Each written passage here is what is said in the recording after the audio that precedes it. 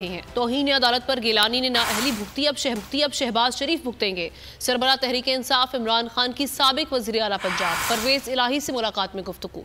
कहा निगरां वज़ीर आला के खिलाफ अदालत में दरख्वास्त दायर कर रहे हैं। परवेज इलाही बोले कि नाअहल हुक्मरानों को अपने हर गैर आइनी इक़दाम का जवाब देना होगा। मजीद क्या बात हुई इस मुलाकात में, जान लेते हैं। हमें सैयद तजब्बुल बुखारी हमारे साथ मौजूद हैं। बताइएगा इस मुलाकात का अहवाल।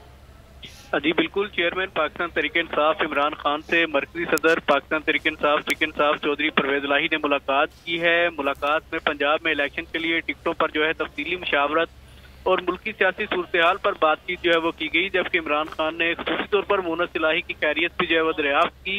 इमरान खान का कहना था कि सुप्रीम कोर्ट का फैसला ना मानकर हुक्मरान गलत रवायत डाल रहे हैं। तौहीन अदालत पर पहले यूसुफ रजा गिलानी ने नाअहली भुगती, अब इंशाल्लाह शहबाज शरीफ भी भुगतेगा।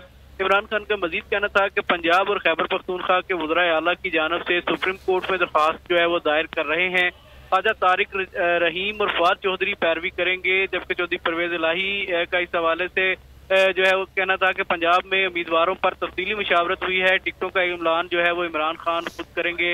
इलेक्शन को रोकने के लिए हर गैर आइनी हथकंडा जो है वो इस्तेमाल किया जा रहा है। नाअहल हुक्मरानों को अपने हर गैर आइनी इक़दाम का जवाब देना होगा। शहबाज शरीफ किसी भी सूरत जो है वो इक़्तिदार से चिमटे रहना चाहते हैं, चाहे उन्हें आयन शिकनी ही क्यों ना करनी पड़े। चौधरी परवेज इलाही का मजीद कहना था कि आयन शिकन शहबाज शरीफ जो है वो कौम के सामने बुरी